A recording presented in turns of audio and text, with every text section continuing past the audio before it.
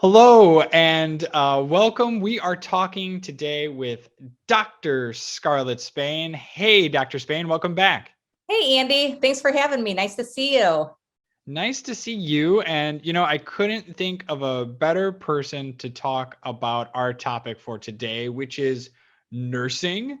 May is a huge time for the nursing profession. We've got Nurses Day, we've got Nurses Week. It's even expanded into Nursing Month, where we're talking about the profession of nursing. We're celebrating nurses in the field, and it's a real critical time for nurses right now.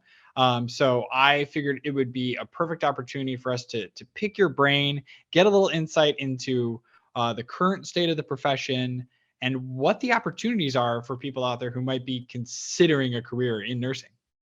Yeah, sounds good. I'm sure if you're anything like me, anyone watching has probably seen a lot of the news stories about the current state of the healthcare system in general, right? Following the COVID-19 pandemic, it's ongoing.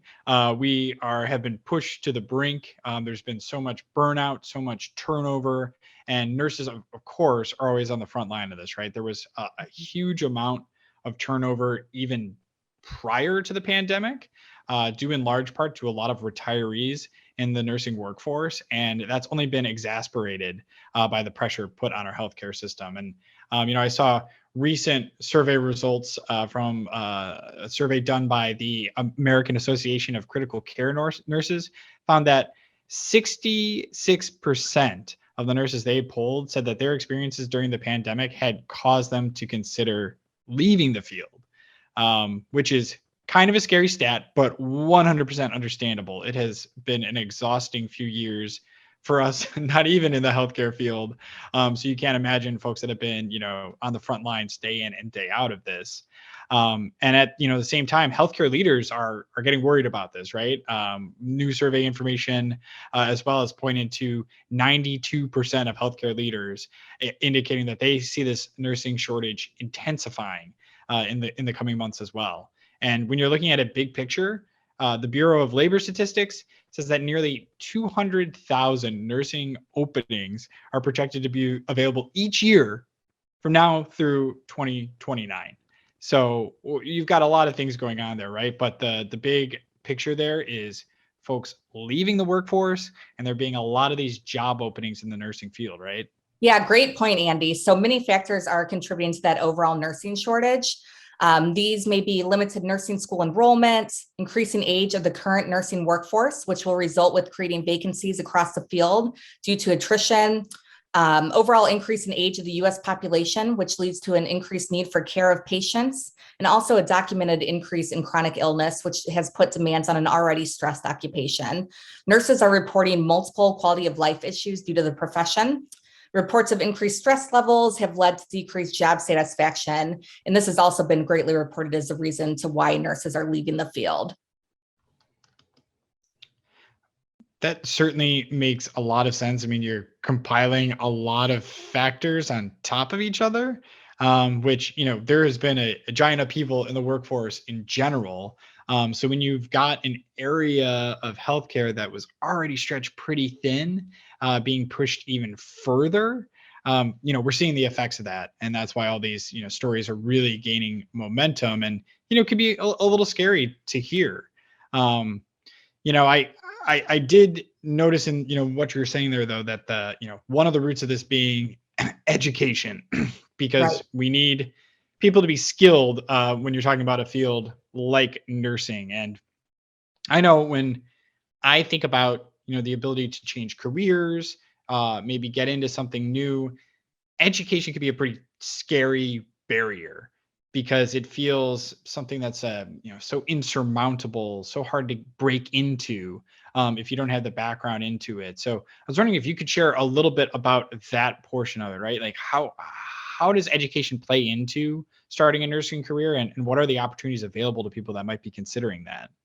Yeah. So nursing is I don't want to discount the schooling. The schooling is difficult to get through for sure, but there's lots of entry points. So you can be an RN with an associate's degree, you can be an RN with a bachelor's degree, and then of course in graduate level, we have master's prepared nurses, we have doctoral prepared nurses, we have advanced practice nurses. Under that umbrella would be your nurse anesthetists, your nurse midwives, and your nurse practitioners. Also clinical nurse specialists as well would fall under that umbrella of the advanced practice registered nurse. So there's a lot of different entry points. Nursing is also a great career, and I see this often as a professor that people will choose as a second career. So we do have people who, have another degree in whatever else, or they had another career in something else, and they choose to go into nursing later in life. And a lot of success with that as well. So I actually, thinking about it too, you had sort of an interesting career path when it comes to nursing as well. Can you just give us sort of an overview of how you got into the field and where it's led you to eventually in your career up to this point? Yeah, for sure. So I love this about my career path because I think I can relate to pretty much all my students, but I have obtained kind of climbed the ladder with my associates Mhm. first, straight from high school. I went all the way straight through associates, bachelor's, master's. With my master's, I became a clinical nurse specialist. And then 6 months later, I became a family nurse practitioner, sat for boards.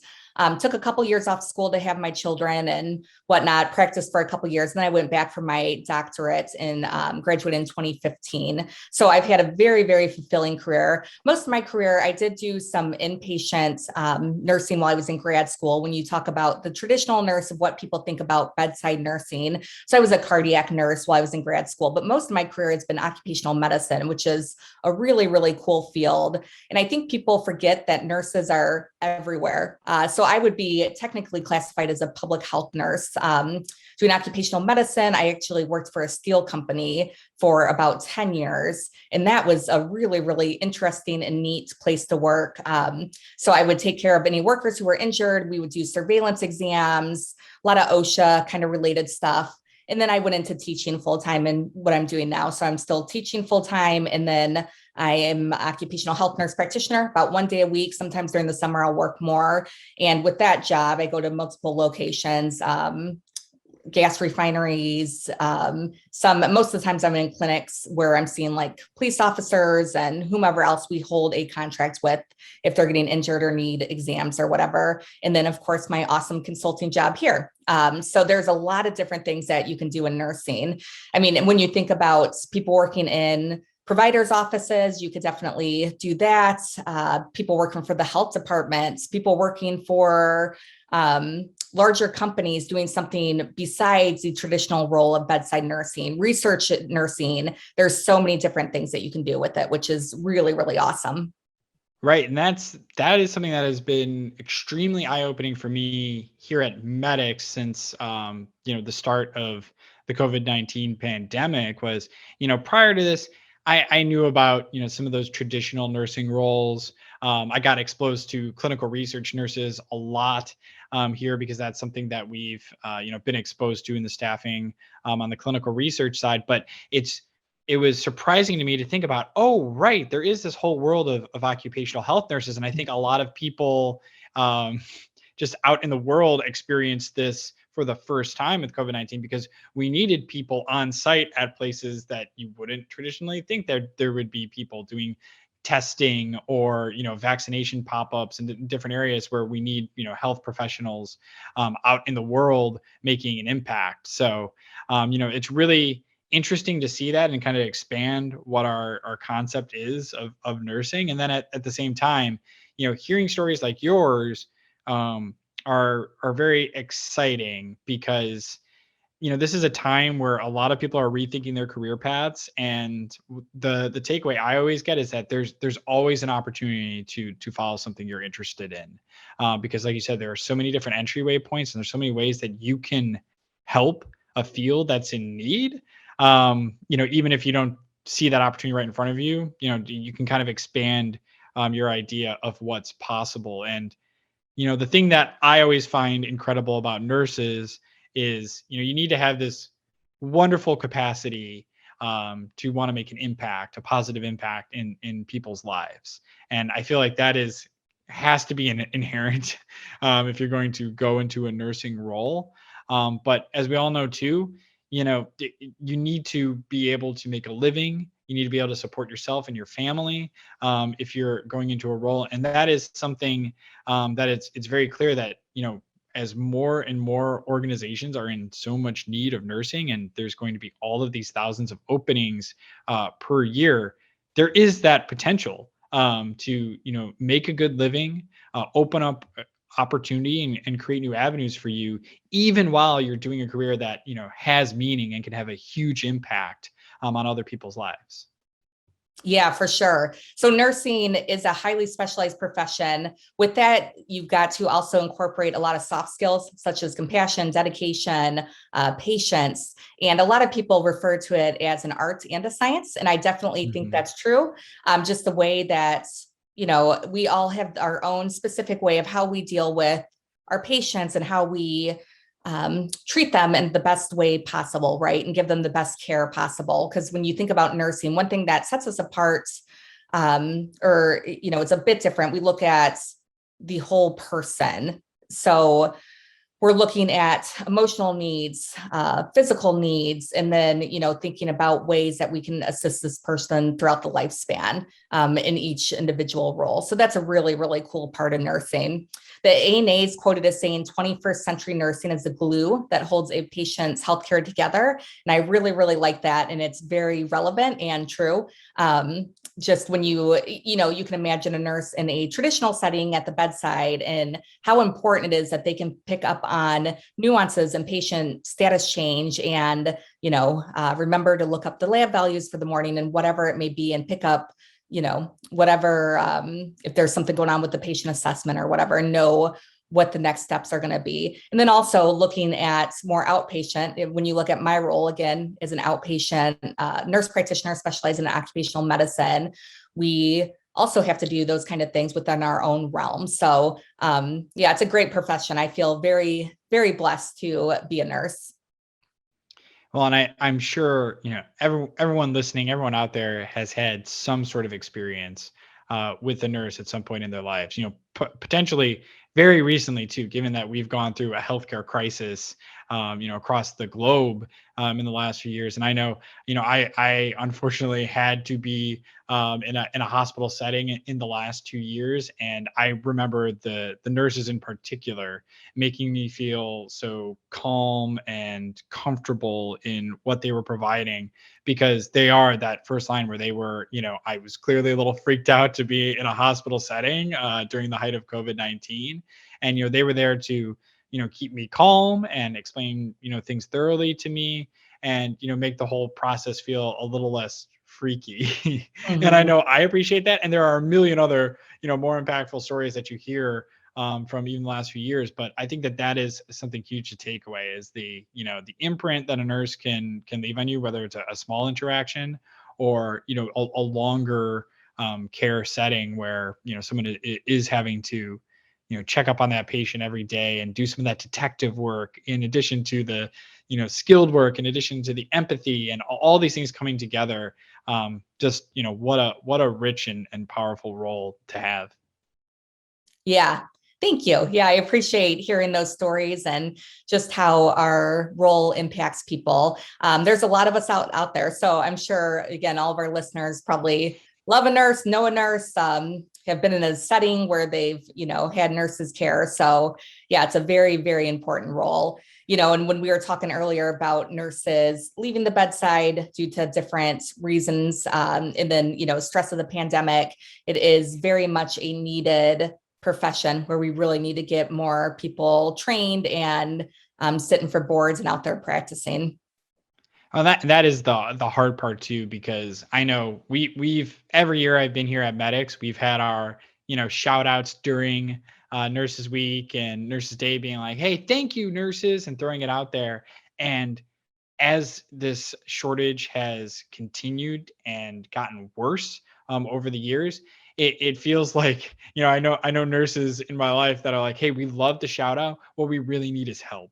We need, more people entering the profession. We need people to focus on this and see how hard we're working and really support our profession more. So that's why, I love talking to someone like you who's been there and has had experiences and knows firsthand, sort of what's needed to beef up the field and, make sure that we are supporting the nurses out there, making sure they have the education and pipeline that they need to Right. keep the talent fresh. Because when we have more people working and in the field ready to support, everyone else is going to benefit, right? Right. From not only the patients but the nurses themselves, because they are going to have the support to not be burnt out, to not have to step out of the field prematurely, and to have full successful careers in the field that they've chosen and that they love. Right. Yep.